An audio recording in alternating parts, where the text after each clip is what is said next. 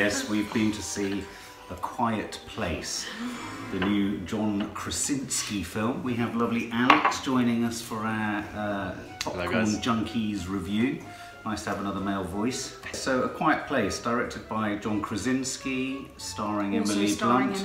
Also starring John Krasinski. And also married to Emily Blunt. Married to Emily, so very much a family affair. So what were your sort of expectations, guys? The main thing I got, I think, it was sort of intended to be something slightly different to your average horror movie. Especially in terms of like the soundtrack, you know. Yeah. And sort of lack of it in certain points as well. It was really interesting, and sort of the way they messed with the dipping in and out. Yeah. The contrast. Yeah. How would you describe, Maddie, what the set of circumstances that has led to where we're at the beginning of the film is? They definitely don't properly explain it. You kind of just have to guess There's yourself. no moment. But that's what I quite liked about the film from the Yeah, get-go, no, me too. was that there was that first We're scene. familiar with the apocalypse Apocalyptic of thing. like what could have brought us to this stage. But we don't know what's brought it. We don't know what, like, is it alien, is it earthly, like, is it because a lot of it was left to your own imagination. Yeah. Wasn't it? Because the first bit where you get a slight understanding is when you first see that Dad's study,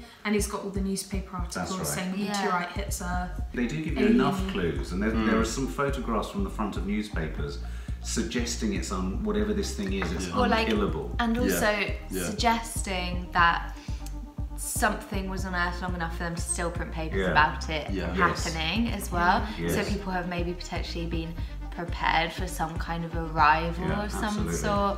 Like, I don't know, I didn't even really spend time doing that because I was already in a place of like, okay, here we are, apocalypse, You're not really given enough time to really even, these are all peripheral like extras that you can pick up on a second or third viewing. The very first shot of the film, guys, was a shot of a collapsed traffic signal, and I looked across and we all immediately felt great shot. In safe hands. Who have we got in the family? So there's the mum and the dad in the family. John Krasinski and Emily Blunt. They have a young but old brother. So that's the boy from Wonder. There's the older sister, who I thought was really good, who's deaf. And then you have the little brother. Yes. And then she's also... she's pregnant. So from the get-go, you've got the fragility of a family, and you've got an apocalypse situation. So you're kind of, you're in a nightmare scenario. Yeah, but the fact that she is obviously pregnant from the start just adds a whole nother level of tension throughout the whole film. It's looming. And they even have that bit with the due date, like written on the calendar, and you're like, so intense. But that's a really interesting point, because even that incoming stress, because let's face it, we haven't really got there yet, but the film is all about the stresses of what you can hear, what you can't hear, and what you should hear and what you shouldn't hear.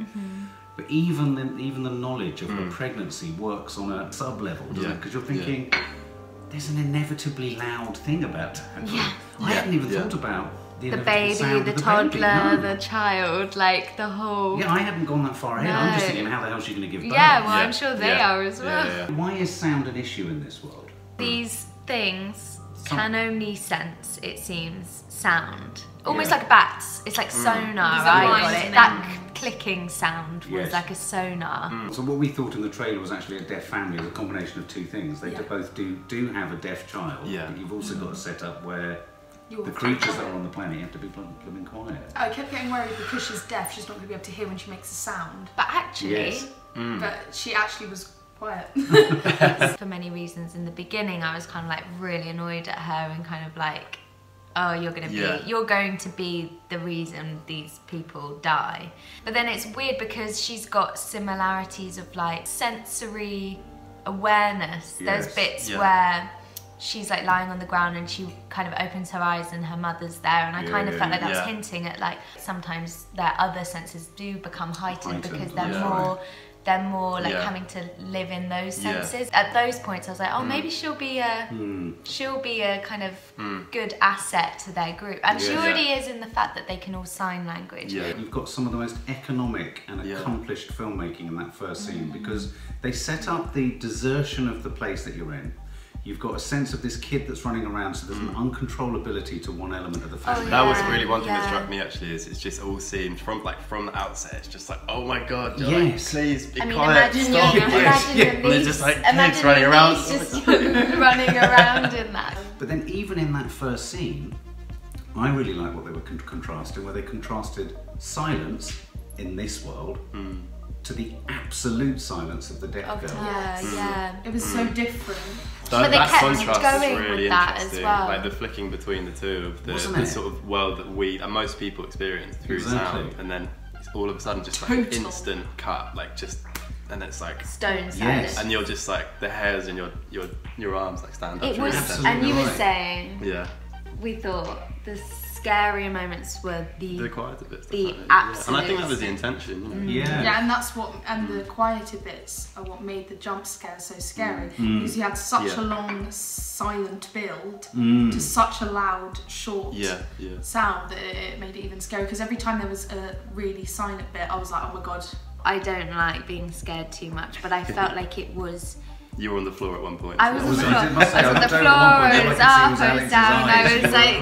I was like pulling my face all like different directions. No scene went on too long, too short. Really Everything was like really perfect. I've heard that some people say that like horror can be the most creative and most exciting genre with like storytelling, and I definitely feel like in this one that is 100% true. One thing I would say, just to add a bit of contrast, is it did get a little bit samey. The incidents. There was you felt that. You get to a point where the same thing has happened, 3 or 4 times. They had a same. Sorry. Where I felt there would have been quite a good ending, and another incident that was like all the other ones that had happened happens again, and I was like, okay, all right, we get it now. It was the last one, and the ending was very good. Yeah. But I felt like the lead up to the ending could have been different. What is it a film about? I mean, is it about... Maybe teach us to be a bit more quiet. I mean, it does make you think about sound in a different way. It definitely. I mean, like coming back, I think we all were saying like, oh, I still feel like I need to be quiet. I still feel like I need to... Like coming into the house, I was really aware of like the sound design was genius. I was going to ask of their feet, like so. Also little details that this is what I was saying on the way back. Like I want to watch it again. Like I could watch it again tomorrow, just because they were putting sand down everywhere, like those kinds of things, and then hearing the feet on the sand, like that was really cool. I have to say, I had a bit of a sort of Goonies moment where when we were in the father's study area where they've got all the CCTV and the monitors. I loved his room, and I loved where he was that working. Was really cool. Where he was the working vintage like equipment and everything. Really absolutely. And he was signalling people. That's what really made me connect with his character though, because it reminded me so much of you. It's like your room. It is one of those films that continually surprises you with, I think I can politically say, with who is vulnerable and who isn't at all time. Oh yeah. And I think there were a couple of moments in there. I mean, I've never seen you cry like you cried in that film. I cried. There was one point, at one point where I was really crying. I was trying to like silently cry, like I know, same. When trauma happens in the film, they have to obviously internalize it so much that they literally. And there's one moment where you leave the universe of the family and you experience something happening to someone else in the film, and there's a moment of horror, and the like, and there's a look of acknowledgement. I couldn't tell if I was a bit disappointed at the point that I heard them talking. There's one moment that's in the trailer where she says, "What are we if we can't protect?" I like that scene. That was a good scene. I like that one, and that's in the trailer as well. It is, I felt it was natural to have that. The first scene I wasn't too sure where they speak. Right. Was the waterfall between them. I know it was important because something that's said in that conversation is quite important towards the ending. I thought that's why they put it in. Yeah, but they could have done that through sign language. I just felt like it was a bit weak at that point when they could yell and stuff. I was like... Yeah, I thought that was kind of nice though, because it's like, they're feeling so much tension and it's all building up, and they need to find a way. No, I liked that. Yeah. I mean, can you imagine like spending your whole life without saying anything? Well, one of the funniest. I like it. I'd like it. One of the funniest things I thought about the film afterwards, I said to Maddie, was your mum, Nadia, would not survive. Oh in my this god, world for 2 minutes. Let's talk about Emily Blunt. I mean, like I feel like she was my favourite one out of everyone. I think the two girls. No, sorry, the dad was my favourite. Oh no, he was great. He was great. I thought. I like him as well. Oh god. The way she played that part, with her, the relationship between her and her kids, it was just so sincere. The way she played that, it was really like it was quite powerful actually. I tell you what I thought. I thought it was one of those rare occasions where the fact that they were related really added an honesty. There's a beautiful scene where they play one actual musical track by Neil Young. Yeah. That was it, wasn't it? And I thought that was such a tender scene. It really was. Yeah, because it's weird. Usually when actors are together in real life, they don't have chemistry on screen. Very true, like Brad Pitt and Angelina. Yeah, and people that aren't together have chemistry on screen, but they really did. Without giving away what happens, she's obviously pregnant, so you can probably guess what does happen. There's a couple of other, what would you call them, risk hazards in the way.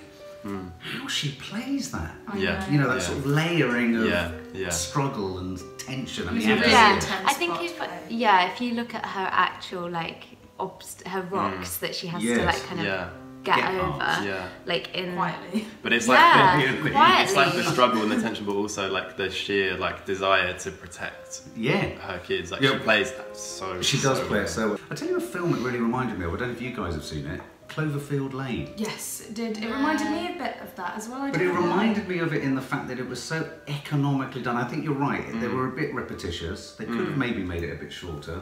But it was already short. It was already quite short film. It would have been a short film. It was really nice to see a horror film that was really different, because a lot of films, horror films recently have been really similar, where you know they move into a new house, and they've got some ghosts. Since The Ritual, this is a very unique horror film. No, it's true. It had that depth and tenderness, but like you said, there was like hardly any dialogue as well. So I think they did that really well. You know what I mean? So well. Portraying that emotion. That's down to the director. I mean, what a talent he is. Yeah, it's really amazing. Talent. Because you can see the kids are really comfortable. Man Crush City going on. I mean, again, John Krasinski. You can't have man crushes for everyone. Well, I can. I think we have to be courteous and invite our guest on this review to give us his score. I did really like it. I did really like it. It was just...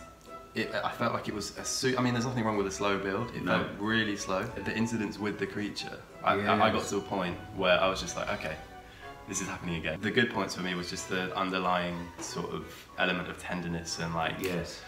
And like I said before, that was created without dialogue. I'm gonna go for a 7.5. Ooh, that's harsh. Okay. Do you think that's harsh? Well, there were a few bits where it was a bit slow, but I felt that that's what made the fast bit stronger. Yes. Oh, I'm gonna go with a 9. Ooh. And the reason it's not a 10 would probably be for the same reason I felt like a lot of the scary bits were very samey. I definitely think it's one of my favourites this year, so I'd give it a 9 as well. I'd say what it would fall short on is similar to you, basically. There was probably one element that I felt, okay, and I'm not as scared anymore, because you definitely lost that sense of... Yeah, like, oh, okay, it's okay, because that happened last time and this is going to happen again. Yes. I think I'd give it a 9. I thought it was an incredibly inventive, incredibly clever, incredibly subtle horror film. My God, does John Krasinski know how to end a film? Yes. So rare these days, isn't it? I know. It goes on and on, because I was worrying towards the end if they weren't going to end it well, if they were going to try and resolve all of it too much. I think they did it perfectly. I do too. Cool.